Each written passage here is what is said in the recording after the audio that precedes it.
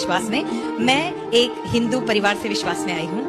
मैं भारत में, इंडिया में जब रहती हूँ तो मेरे माँ बाप, मेरे जो क्या बोलते हैं नाना नानी, सब लोग हिंदू परिवार में से थे। बचपन से लेकर मैं रामायण महाभारत ये तो सब आपने सुना होगा, हाँ, तो वो सब कुछ बचपन से लेकर उनसे सीखती हुई, पढ़ती हुई मैं आगे बढ़ती हुई आई। हर रोज मंदिर जाना, ये सारी चीजें मेरे जीवन में थी। लेकिन पता है क्या हुआ, एक चीज थी मेरे अंदर, एक खोज थी, सच्चाई क्या है। जब मैं इतने सारे कहानियों को पढ़ती थी जो हिंदू धर्म में बोला जाता था, उन सब के बीच में मुझे ऐसा लगता था कि मेरे भगवान मुझसे कहते हैं झूठ मत बोलो, चोरी मत करो, ऐसा मत करो, वैसा मत करो, लेकिन अगर वो खुद ऐसा करते हैं तो कोई उन्हें बुरा नहीं कहता, है ना।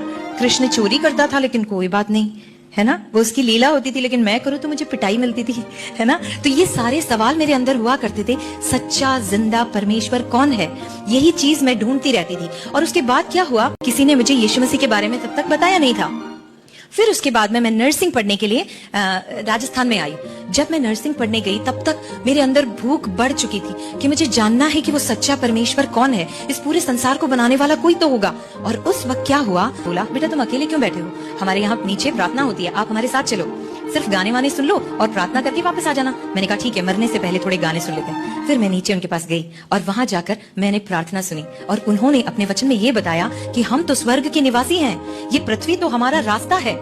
मैंने सोचा मेरी जैसी लड़की, इतनी गुनाह पाप गलती सब हुई होगी उसके जीवन में, कैसे इतनी कॉन्फिडेंट है कि वो स्वर्ग जाएगी। फिर मैंने वो दीदी से जाकर पूछा कि दीदी आपको इतना विश्वास क्यों है कि आप स्वर्ग जाओगी, मेरा प्रभु तो मुझे नहीं ले जा सकता स्वर्ग क्योंकि मैंने पाप किया है। तब वो दीदी ने मुझसे कहा कि मेरे यीशु मसीह ने, यानी कि आपके यीशु मसीह ने उनके लिए एक रास्ता तैयार किया है कि जहां पर वो रहे वहां पर आप भी रहो। और जब मैंने ये सुना, जो सपने में भी स्वर्ग के बारे में नहीं सोच सकती थी, मैंने सुना तो मुझे बड़ा गुस्सा आया। मैंने कहा यीशु मसीह आपके जैसा गंदा खुदा मैंने कभी नहीं देखा। आपने क्रिश्चियंस के लिए रास्ता बनाया और मुझे भूल गए, सारे हिंदुओं को भूल गए, सारे मुस्लिमों को भूल गए, बाकी बुद्धों को भूल, सारे लोगों को आप भूल गए, सिर्फ क्रिश्चियंस के लिए बनाया। मुझे बड़ा गुस्सा आया। लेकिन वो दीदी ने मुझे कहा ऐसा नहीं है, उसने ये सारा रास्ता मनुष्य जाति के लिए बनाया, किसी और जाति के लिए नहीं, मनुष्य जाति के लिए बनाया। तो मैंने पूछा क्या मैं भी उस स्वर्ग में जा सकती हूँ। तो उन्होंने कहा अगर तुम आज विश्वास करोगी तो परमेश्वर तुम्हें स्वर्ग का अधिकारी बनाएगा।